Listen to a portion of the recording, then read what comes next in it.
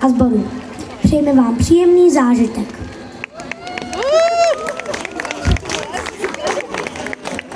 Kurňa, to se měla natočit.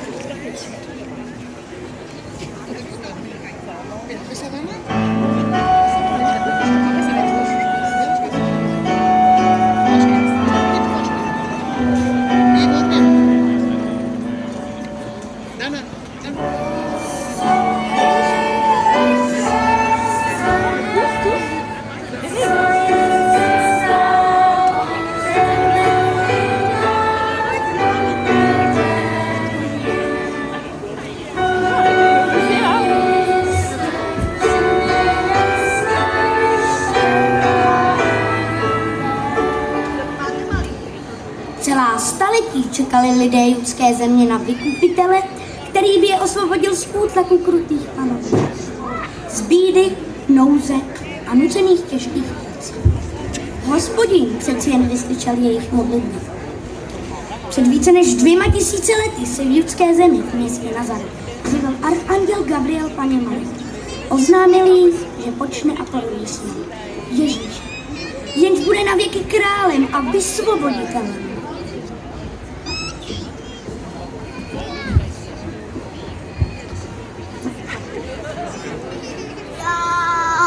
Gabriel, pro tebe tu zvěst nesu, od Boha spasení k celému světu. Poslání dostal jsem od mého Pána, tam v Nazaretu žije svatá Pana. Jenž buď tak přelitráva, Marie, z rodu Davidova. Hle, prodíš dítě v Betlémě, velkou spásu té naší země. Ježíšem ho budeš oslovovat, celý svět ho bude navštěvovat. Otcův trůn přijme od Boha darem, králem se stane nad širým nebem. Jednoho dne vydal římský císař Augustus příkaz ke sčítání lidu. Každý se musel zapsat do sčítacího seznamu ve svém rodném městě. Josef se svou ženou Marií žili v Nazaretu, ale Josef se narodil v Betlémě. Museli se tedy vydat na dalekou cestu. Cesta přes hory byla náročná a trvala několik dní. Jeli opatrně a pomalu, neboť Marie brzy očekávala narození dítěte. Když přijeli do Betléma, neměli kde přenocovat. Před nimi přišlo do města ke sčítání příliš mnoho lidí. Všechny domy a hostince byly již plné. Josef zoufale hledal přístřešek, kde by mohli přenocovat.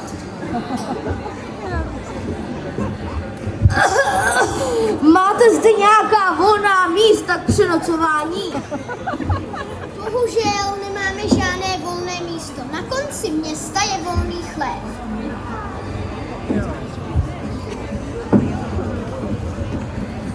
Uchýlili se proto pod střechu chléva na okraji města. Zde přivedla Marie dítě na svět. Zabalila jej do plenek a vložila do jesle, kde bylo krmení pro dobytek. S Josefem mu dali jméno Ježíš.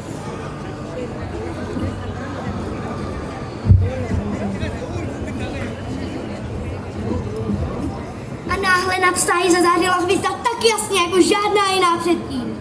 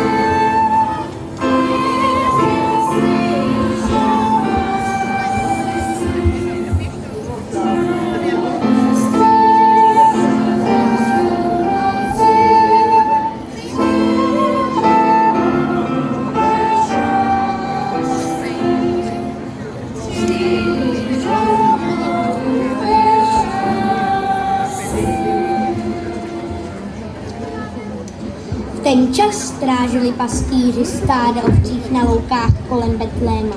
To se jim zjevil v nebeské záři anděl a promluvil k nim.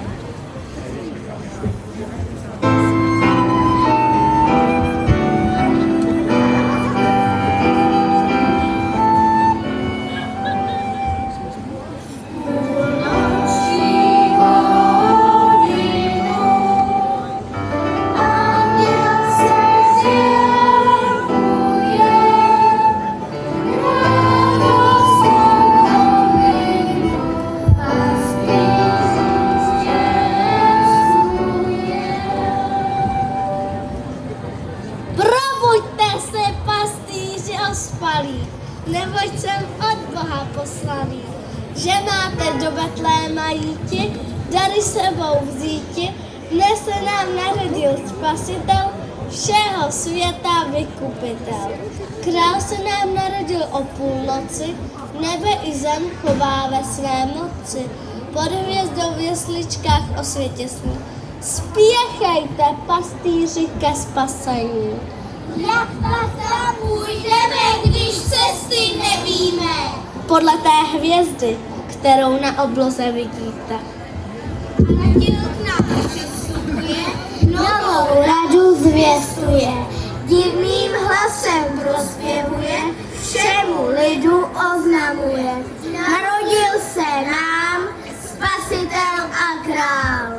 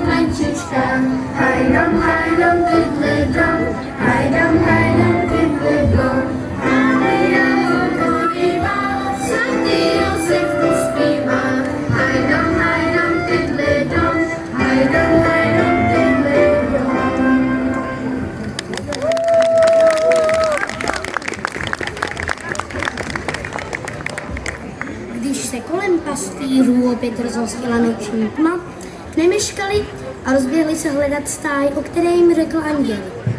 V jesličkách opravdu nalezli novorozené děťátko, protože věděli, že je to syn Boží. Poklonili se mu a pak Marii Josefovi pověděli vše, co jim řekl anděl. Poté se vydali do ulic a po celém Betlémě a rozhlašovali o té velké události, kterou právě prožili. Hej, povíba! Co tam? Narodil se Kristus Pán! Kde má? Prostě Betlémě, tam pospěšme! Vítej nám narození, zdávna předpovězení. Vítej na svět, milé dítě, my pastýři vítáme tě.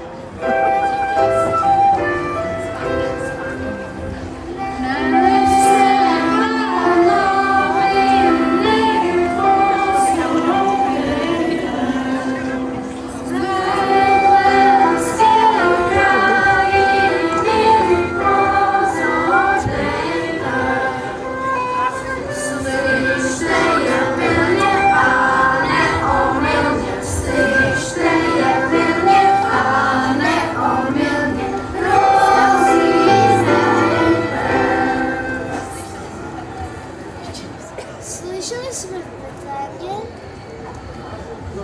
že tam leží na saně To překrásné pacholátko, roztomilé zlátko. Josef s matkou je hlídá, vůl a osel zahřívá. V chlévě leží nevinátko, Ušlechtilé je zlátko.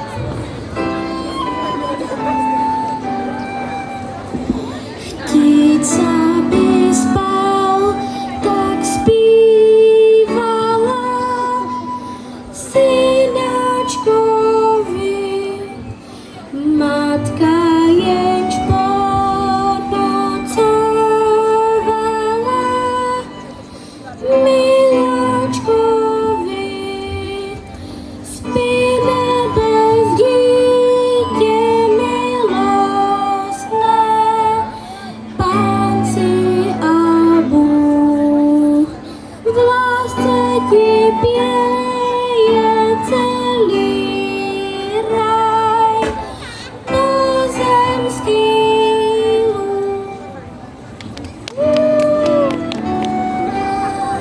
Ky žádost je holubička, v tobě se duše raduje. O Pavličko, nebesa chválopějí tvou slavu a čest.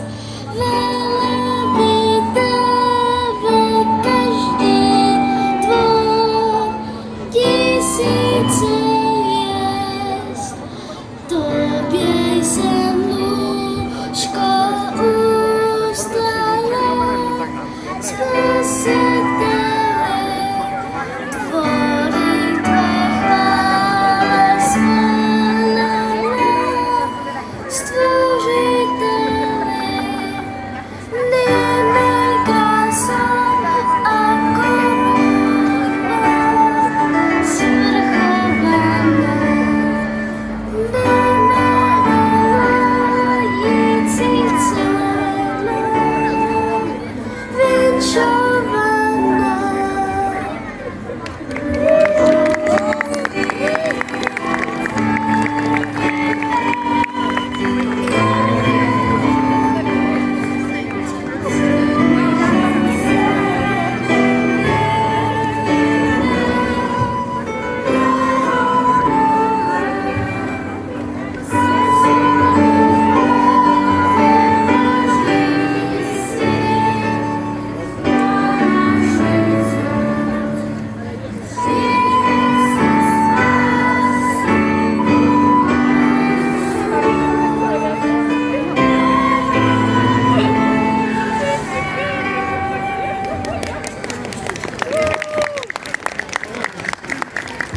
V Orientu, velmi daleko na východě, spatřili 3 mudrci neobyčejně zářící hvězdy.